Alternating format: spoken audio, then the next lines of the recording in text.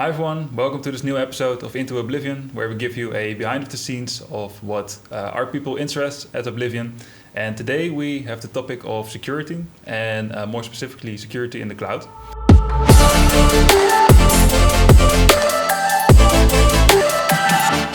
And for this I have invited two of my colleagues, Bas and Grant, to talk a bit more about their roles and relation to security and what we see happening in the coming year. So Grant, could you please introduce yourself? Yeah, I'm Grant Ellis. I'm a cloud consultant at Oblivion. I've been with the company for just over a year. So I have a background in architecture, DevOps, engineering and so on, but more recently I'm focusing on the security side of things. So I'm working a lot more now with our customers in a security capacity and also trying to be the authority on security-related tools and services within the AWS platform. Mm-hmm. I've been working with AWS now for about 7 or 8 years, so I've got quite some experience around the platform. My role is to now help customers with that, especially in the security sense, making sure that they're using the right practices to secure their workloads and so on. Cool. Thanks. Good to have you here. Bas and Thomas, I'm a part of the... I've two roles within Oblivion. One role is being part of the sales and account management team, the commercial team, so to speak. My other role is, it's a bit of a unique combination, I think, is I'm the security officer of the company.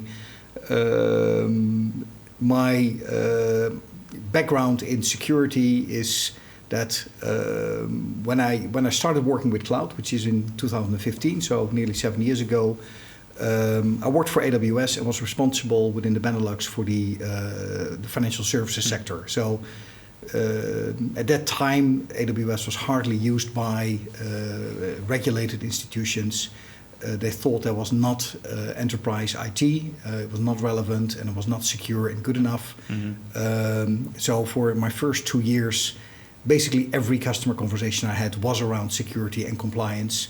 Slowly getting them to understand that cloud is actually can be as secure, if not much more secure than their traditional on-prem environments.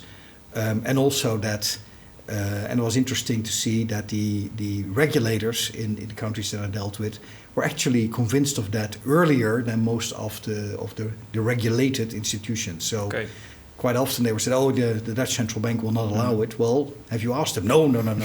We don't. And so based on all that background, security compliance within the cloud, I guess that's the reason why I'm here. Nice, welcome. You mentioned, of course, cloud and security is often either a controversial or at least a exciting topic to discuss. Even recently, the Log4j issue has been something that's probably on everybody's mind. There's a lot that has been said about it, what kind of repercussions did it have for us, for you, personally in your work? Any lights to shed on it? Let me start. Obviously, it's not a cloud-specific thing. It's a much broader issue, and if you look at a lot of companies and a lot of vulnerabilities and a lot of exposures. We're just as much, if not more so, on-prem versus cloud. In my role as the Oblivion security officer, when this came out in December, I discussed it with Stein, our CTO, and we quickly realized that actually for us, it wasn't much of a problem in our own systems, our own environments, because our website doesn't use it, so we had no exposure there. Other systems and solutions that we run were not exposed. The one area where we have a potential exposure is a number of SaaS solutions we don't have. We use our CRM system as a SaaS solution, and we have a number. We live in the cloud. Every system we have is in the cloud, and a lot of them are actually the systems that support our company, our SaaS solutions. Well, there we can't solve it ourselves. So what we did is basically run through the entire list of our SaaS providers and look at what they've said, what they've announced, and all of them were pretty quickly to react. Well, first we're investigating, then we found something, we're actually working on remediations, etc. So we couldn't fix anything ourselves because that was out of our control, and the systems where we can fix turned out they were not exposed at all. Okay. So from that perspective, it was relatively easy. Mm-hmm. Customers from us, especially customers that are managed customers, where we got informed by AWS that Log4j vulnerabilities were found, we informed the customer and worked with them to resolve that. Typically, that's not within our managed services, so it's something where the customer has to take action, and where necessary, obviously, we support them to mitigate the risk. Okay. Yeah, so what we see is from and indeed, I think AWS was touched by this issue. They have services that use that under the hood. So very quickly they were publishing stuff on their bulletin boards about the affected services. I believe they were notifying customers where action was required by the customer to perhaps update a specific version of a service they were running. For the rest, you're reliant on AWS patching their own systems and doing it behind the scenes. So all the indications are that they've done that fairly quickly. I know at least one customer that I've been working with carried out some extra work to try and see if there had been any suspicious activity going on the network whilst this issue was ongoing. So this is an important reminder to make sure you're keeping logs of things, turning on flow logs, make sure you've got CloudTrail up and running so that you can go back and check these data sources in the event that an incident like this occurs. I think for the rest, the only other sort of big impact I saw AWS related on this was people that are running software in containers, obviously EC2 instances as well, but obviously a number of people running in ECS, EKS. So yeah, if you've got a vulnerable container there, then obviously you needed to go and patch that. Also on this issue, I think it's important to remember not to expose things to the internet if they don't need to be there. So definitely not on the internet. Also, if they don't need to talk out to the internet, then indeed close down that route or push it through some sort of filter or proxy where you can have a bit more visibility and control of where that traffic's going. Yeah. And that's maybe also still part of the shared responsibility model of AWS, where, well, they provide the necessary tools to secure your environment, but you actually have to do it and maintain it in order to keep it actually secure. Yeah. Are there any common misconceptions about... well, first of all, the name. I think it came out of a marketeer, the shared responsibility model, because it sounds very nice. But there's nothing shared about it. Well, yeah, if you take a step back and say, well, security is a shared responsibility between AWS and the user.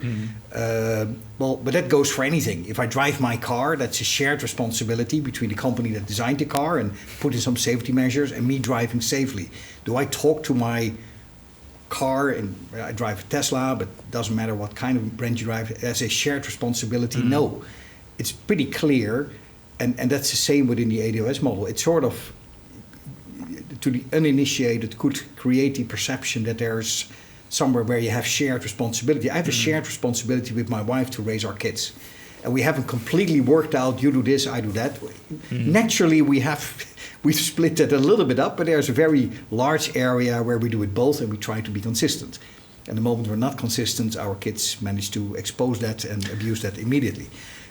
Here, if you look at what AWS says, it's very clear, and it differs per service, what they do versus what you need to do. It's security in the cloud versus security off the cloud. And that's what I don't like. Sometimes people think, oh, there's some sort of share, it's vague, it's not unclear. No, it's very clear. The second misconception is sometimes, well, you have to... When you start explaining the shared responsibility model, you have this clear picture where you draw a line and says, well, here, up into the hypervisor, it's AWS. Anything above the hypervisor, it's you, their customer. Yeah, that's great, but that's real if you run EC2. The moment you start talking, oh yeah, but I'm also using S3, well, we're not talking hypervisor right now. There is an operating system there, but you don't know what it is, and you don't need to know what it is, because that's so. Yeah. You need to be very clear, and the graph, the picture that AWS always shows, only is in reality only an infrastructure as a service picture. For all the other services, you have to read the documentation to figure out, okay, where does my responsibility start, and where does that from AWS end? Yeah. Okay.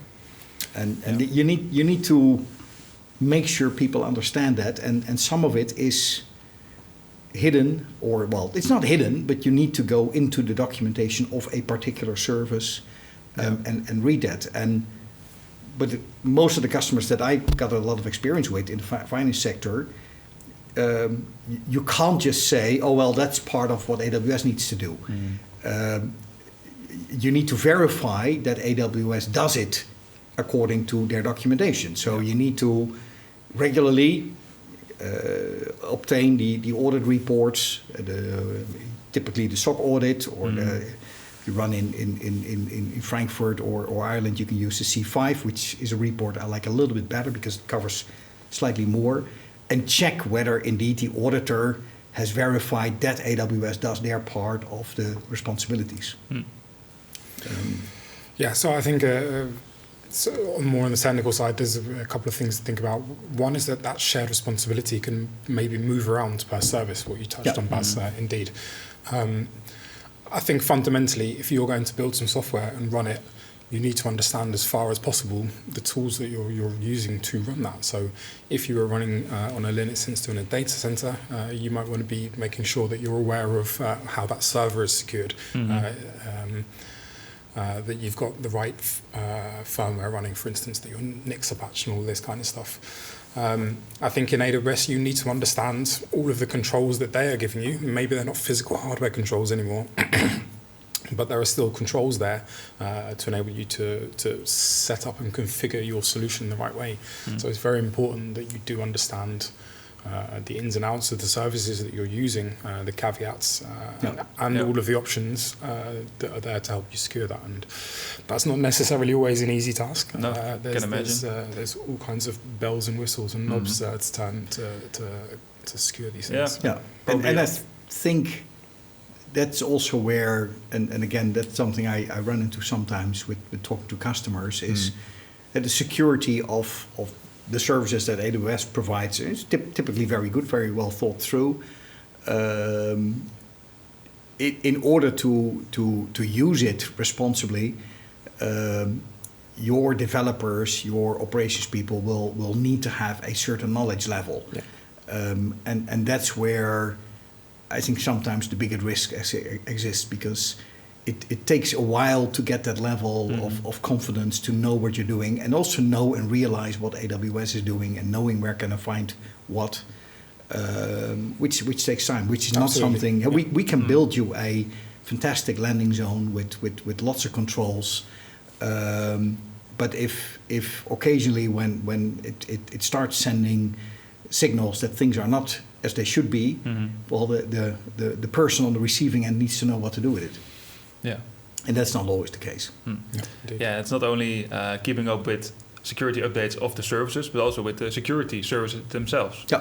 For example, re:Event right around the corner, talked about it before. But there I believe have also been some major updates been announced for Inspector, for example, and other... Keeping up, when I started out working with cloud, working with AWS in 2015, I think AWS had about 90 or close to 100 services. And keeping up with new announcements was already a job that you actually had to free up almost a day in your calendar to do that. And people who are more technical than solution architects typically did that. By now, with the number of services, you can't anymore. You can't be... we expect from everyone in our company to have a broad understanding of basically every AWS service in the book, but you need to specialize. There's no way you can be jack of all trades anymore. You have to specialize because it's just too much. And there are some services that by now are apparently pretty mature because there's not that much innovation anymore. But on other services, there's still a regular stream of updates in functionality, but also in security. And if you don't, and there will be services that a year ago, 2 years ago, you rejected because they didn't meet your requirements. By now, actually, they may even go beyond your requirements, and it might be time to rip out that piece of custom-made code you built, kill your darlings, and replace it with a off-the-shelf service from AWS. So on that point about these evolving services, one of the things I've noticed evolving in the last couple of years in AWS is the security, let's say the security aggregation type services. So obviously every service has its own security controls. What AWS is making it easier to do is to be able to manage those at scale, to manage those in multiple accounts from a single place, and to retrieve information from all of those accounts back to a single place. So a couple of years ago we had Security Hub come out, and what we're seeing now is more and more services integrating into Security Hub, and Security Hub is really becoming the central point to have a security view of your AWS environment. Recently they also released region aggregation, so now within a landing zone or an organization you can have a single account that can pull logs from all accounts and all regions back to one place, and this is a really good place to see what's going on and have an event stream to work on. Also, indeed, you touched upon Inspector, so this is something that for me has been a welcome update to the service recently. So Inspector is the service for virus scanning and checking vulnerabilities on packages and hosts. The nice thing about the new Inspector is that it now basically works out of the box. So if you are using SSM to manage your instances, which I would recommend that you would, you don't need to do anything else now. You don't need to install an agent. It will just work out of the box, and it will continuously scan the host and the packages on that system. And there's also an integration to ECR, it's a container repository, so you can also get continuous scanning on your containers as well. So this is a good step forward from AWS in terms of the vulnerability identification and management in an environment. Okay. Also, I believe the control tower also now provides more controls to meet data residency requirements. Data and security in the cloud is also becoming more and more of a topic. We notice that customers, or there is generally a trend that more and more data is being analyzed in the cloud. Do we see there any potential hiccups or concerns when more and more data is being uploaded to a cloud? Well, I'll just touch quickly on the control tower point first. So indeed, control tower, what they're doing is they're making it easier for you to lock down what goes where, what regions are in use. This has always been possible. You can do it with an SCP, for example, an organization, but Control Tower is now given that functionality out of the box. So there's a couple of features there. One, it can do these SCPs for you, and it can also put some config rules into your accounts if it sees, for instance, data being moved between regions where that's not expected. So indeed, that is to assist with the data residency issue. And it is an issue, and it's something that I repeatedly see coming up at customers, where how can we be sure that our data is being processed in the place that we think is being processed? What data is being sent to the US? Bas, probably for you a common topic. It's absolutely the topic that's been discussed over and over again.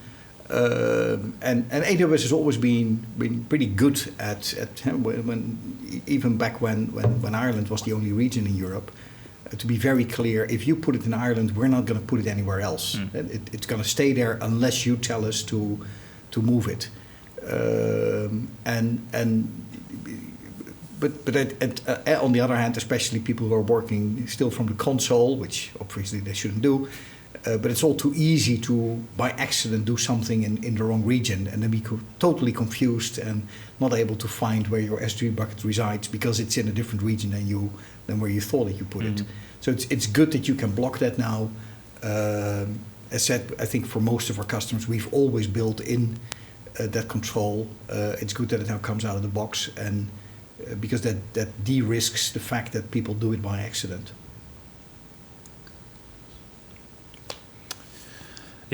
Accidents is always unfortunate. Speaking of some accidents, there were some breaches at AWS, I believe. It's annoying because I think in the end, exactly a week ago, an American cybersecurity company and partner of AWS in the security space announced that they found 2 breaches. One in CloudFormation and one in Glue. Both, pretty serious. And from my point of view, there's some good and some bad. The good is that when this was announced, it was clear already from Orca's announcement, and then later confirmed that later that day from AWS that this was already fixed, and in both cases I think AWS was able to fix it pretty quickly. And secondly, and I think that's really good from AWS, they went through all the logs from when, for example, with Glue, from when Glue was launched, which I believe from the top of my mind is 2017. So it's quite a few years of going back, and they said from that we conclude that this particular vulnerability was never used. So exploited. Never exploited. Yeah. That's the word I was looking for. So I think that's really good. What is not good, another topic is that AWS is getting a new Chief Information Security Officer. Maybe he can take this on. What I don't like is this was announced a week ago. If you read the press announcement from Orca, these two vulnerabilities they found in mid-September. AWS was able to close them before the end of September. I think in one it states specifically fixed within hours and resolved in every region within 6 days. For the Glue one, I don't think it said that, but fine. My criticism is in two things, and both more dealing probably with the PR department than actually the security. If this was discovered in September and fixed in September, why wait till January before announcing it? You could have announced it in October. We like timely announcements, even if things have been fixed by now. We could say, well, there's nothing to announce. Well, no, transparency is the best solution here. So having all those months in between is not good. And then secondly, you would have expected with so many months in between that the PR departments of both companies could have created a very coordinated way of doing this, where maybe Orca goes first to give them the credits where credits are due. They found it and acted on it in a very responsible way, so that's good. But they came out with two announcements, one on CloudFormation that actually created the impression that the vulnerability was way bigger than it was. It was later also a little bit retracted by their CEO, but the press announcement is still there. And then a few hours, nothing happened. And then AWS came out with two very brief, very concise press announcements saying that, yes, this was reported, this was fixed, our investigation showed it was never exploited, and thanks to the team of Orca. It feels like an uncoordinated response where AWS had to catch up with the press announcement from Orca, where I think that doesn't fit with the 4 months you had in between. So I think in the way they handle these reports and fix them from a technical point of view, I have no doubt that AWS still does a super job in the way they deal with, okay, hey, you've reported it, we fixed it, now how we're going to deal about the publicity around it, that's where I think they need to improve. And normally, if an AWS service has an outage, which is very rare, but occasionally, last year we had one, it's typically US East, you get a few days later, typically a multi-page report that outlines exactly what was the root cause, why this did what happened, how did we resolve it, what was the underlying root cause, and how we're going to prevent in the future this from happening again. They're always a delight to read because they give you good insight in how things are operating, but also good insight in how are they going to prevent this from happening before or happening again. And this time it wasn't really there. It was basically, yes, we acknowledge, yes, we fixed it, and thank you. Get over it. Yeah, and that's a lack of transparency that I don't think is. I think the track record of AWS is still very good and expected to remain very good, but the combination with PR is not stellar. Yeah, I can imagine. Yeah. But for Grant, is there anything for you to look forward towards based on all these kinds of developments, these new learnings? Is there a new trend in cloud security that's taking up more pace than you expected? Are people looking at new directions with existing technology? So what I feel is that AWS are maybe starting to fill the gap a little bit with maybe what some of the other security vendors were doing cloud in terms of cloud security posture management, CSPM. I see more and more services coming out related to this. They're doing more with machine learning, for example. There's Macy now and Detective and so on. So there's a lot more automation around detecting unusual events and this sort of thing. So I think probably we can see more of this in the future. I think, as I mentioned, Security Hub is really becoming that hub, and there are more service integrations. It wouldn't surprise me if they've got more services in this space in the pipeline that we may see. In general, what I feel is that AWS are making some efforts to be able to become the one-stop shop for visualizing security and security information on their own platform. Okay. Whereas previously, maybe you had to buy another product to do that.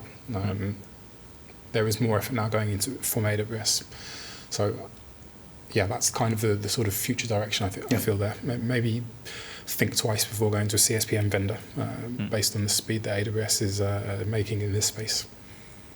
Yeah, or unless you could use it, you can never use them out of the box. Yeah. But if the integration and the tweaking the configuration can be done relatively fast, it may resolve a short-term problem that would take more work using AWS native services. Yeah, indeed.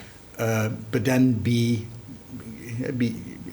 evaluate regularly whether AWS has caught up in the meantime and it's more effective and more cost-effective to rip out the solution you acquired. And most of it, hopefully, is available on a pay-as-you-go type of model, so you don't have to prepay licenses and maintenance for multiple years, and replace it with an AWS Cloud Native service, which I think is the best way forward. I had the privilege of attending reInvent this year.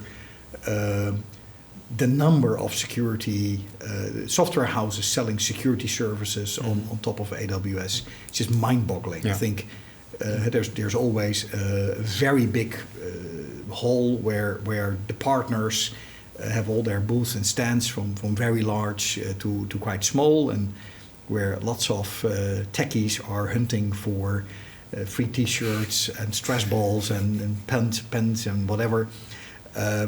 I think half of them were some sort in some shape or form dealing with security and just filtering through what's there and what valuable for me.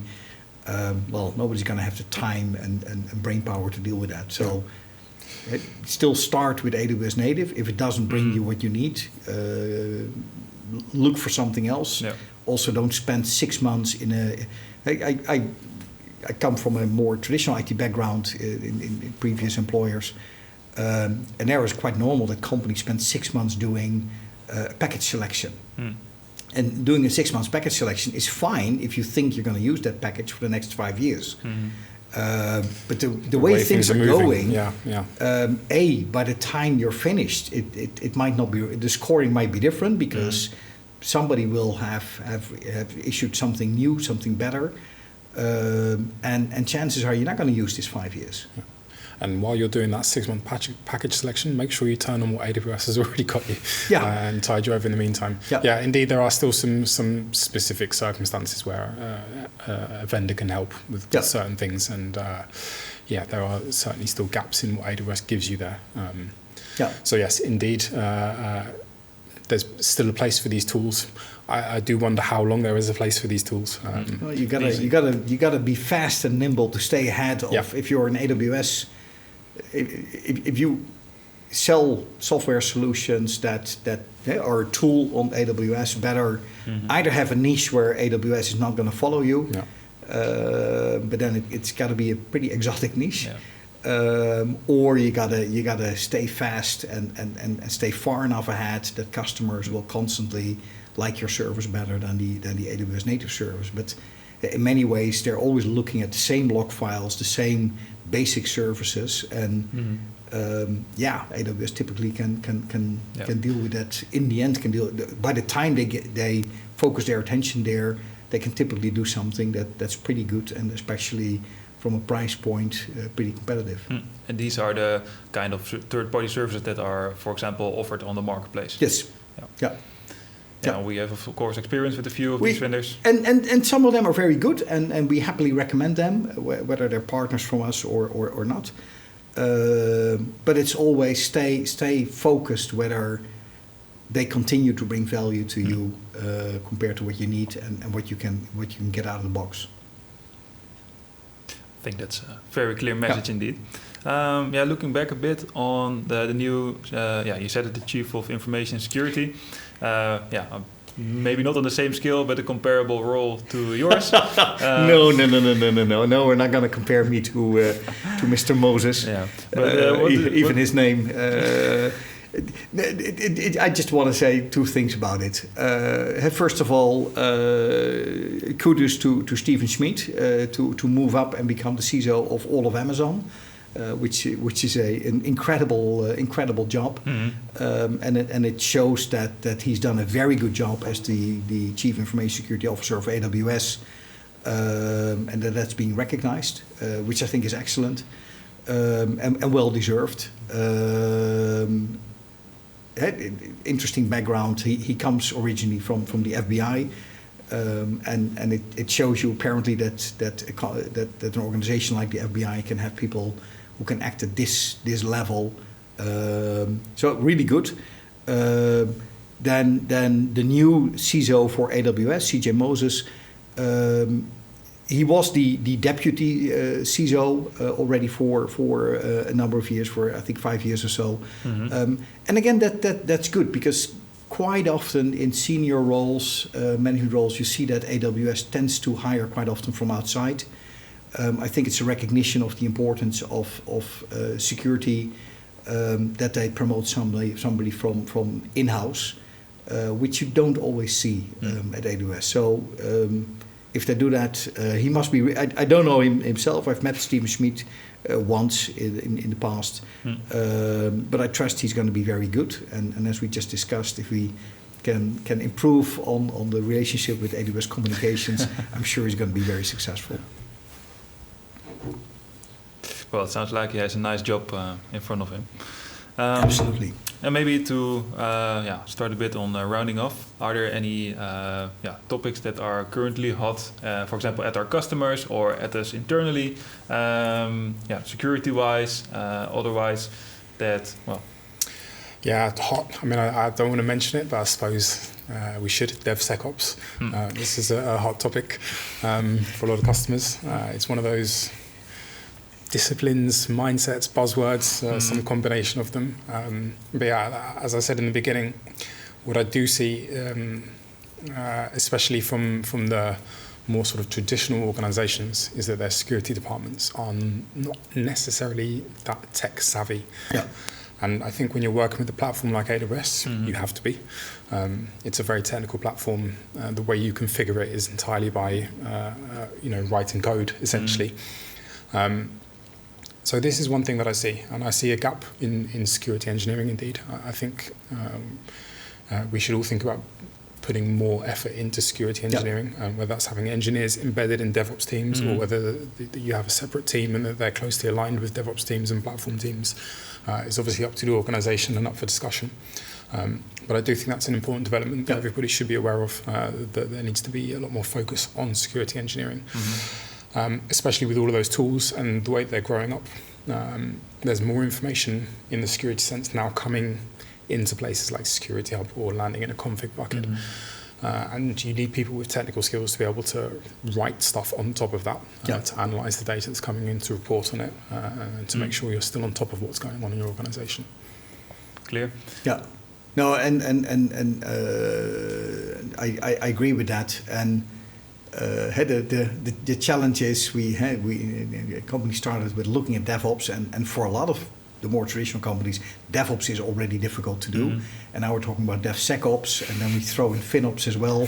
So the team's title get bigger and bigger. But it's also a discussion I've had quite a few times with customers where it's, how do you do that? Because having a separate security department that by the end of a project does a review and then either kills it or sends it back, occasionally approves it. that's not workable in an agile environment because they're not going to do reviews every other week. And B, as Grant just said, a lot of them don't have the technical skills to really be able to drill down and understand it. So what are they on what basis are they gonna approve or deny? Because they don't have the skills to do that. So you need to bring that much more into the team. And does that mean that every team, every engineer needs to be a security specialist? No, because as we discussed earlier, you can't understand every AWS service and also write code in a particular language and understand all of it. But you have to build teams where everybody has a sort of basic level of security, of AWS, of what you're trying to do. And then you need to have a specialist who can really go deep on the topic, but as part of the team, because otherwise every time you build something you want to release, well, who can approve it? Yeah. Or you end up with a big queue and a big delay at the security team. And it's the same with FinOps. You don't need to train every engineer of the AWS cost model and how can you do it smartly, but there needs to be somebody in the team who does understand it at a pretty deep level, and also that you have the responsibility. If it fails because of a security flaw, don't blame the security team. You should have taken care of that yourself. And if you don't have the knowledge, well, then go either hire somebody or train up or do both, because the job is not getting easier. Even although a lot of services are there to help you, so you don't need to build them yourself, you still need to understand them and how it all ties together, and where do you suddenly maybe unrealized expose yourself to something that you weren't planning to do. Yeah, so that's the thing. We've got more services helping with this stuff, but you have to interpret what's coming out of those services. Yeah. So it's helping you, but then there is more stuff to deal with as well, and indeed that needs resources to cope with that. Yeah. Okay. Maybe just to make sure that we cover it all. We touched upon data and security in the cloud a bit already. So what's happening there? It's besides the residency, of course, it's still not only where is it stored, but how is it stored. And as we also experience, more and more companies are making use of big data and other sources to get intelligence. What are the concerns here for more and more data being essentially outside of the organization? Yeah, so I guess there's a couple of issues. One, how do you secure it? And two, how do you grant access to it? How to secure it. Encryption is a big part of that. How you do that will depend on your particular circumstance. Obviously, AWS gives you a number of controls and options out of the box there. And if none of them are suitable, you always have the option of managing your own keys and encrypting all of your data before you send it into AWS. The other one is how to access this data. So again, this comes down to management of policies and so on and roles. Make sure you're following best practices like least privilege. Make sure you've got auditing of when these keys are being used, and you're monitoring the usage of sensitive access sensitive data. Make sure that you're classifying your data so you know what's sensitive and what isn't, what's got PII, what hasn't, and so on and so on. So it's a big exercise. Not only a technical exercise, of course, this one. There's a lot of organizational input that needs to go to that too. And then, of course, if you've got very, very highly sensitive information, keep it somewhere else. Keep it in a different account, for example. Try and put as many of those layers and boundaries as you can to ensure that accidents don't happen. Yeah, and it's fairly easy to make sure, as we discussed earlier, to make sure it stays within the EU, which will help in terms of GDPR or AVG. Encrypt it in a proper way, but you also see a lot of companies working more and more with data from other parties, or giving third parties access to their data because they don't have the data engineers, the machine learning specialists, etc. And now it's not just, well, is it securely stored somewhere, but okay, at what level do I need to give this third-party access? Because giving third parties access to your data, now all the alarm bells will go off. Are you allowed to do that? Or should you first, in a proper way, anonymize it So even with some smart engineering, they can't figure out who it actually is. You can take away my name, but if my postal code and my phone number is still in there, well, it doesn't take a genius to find out who this actually is. So you need to take a number of steps to see, well, is it properly anonymized before I can give a third-party access? And if you are going to do that regularly, well, then you have to automate that. So if new data comes in, it's on an individual basis available for your own particular purposes, but for the third parties who often don't need to know exactly who it is, but they're looking at trends, they're looking at anomalies. But sometimes they look at anomalies and they want to be able to, or you need to be able to pinpoint, okay, you told me that here's something strange. Now I, as the company itself, we're going to drill down exactly, so I need to be able to backtrack who it exactly is. But a third party should never have that capability. And that requires a lot of, well, pretty complex engineering on figuring out how to do that and how to do it in a smart way. It starts sometimes with companies where they don't use anonymized test data. And then they say, oh yeah, but we have a policy that developers should always use anonymized test data. Yeah, but if you don't make it easy for them to get that, you know how it is. They're always under time pressure, so they'll just create a copy of the database and go test with real data. And that's not intentional, that's with all the best intentions to deliver value for the company. So if you have a policy of people should use anonymized test data, great, fine, everybody should have that policy. But then also make it easy for developers to either generate that on the fly or have it stored somewhere where they can just pick it up, a recent file, but anonymized. Because if you don't make it easy, it's not going to happen.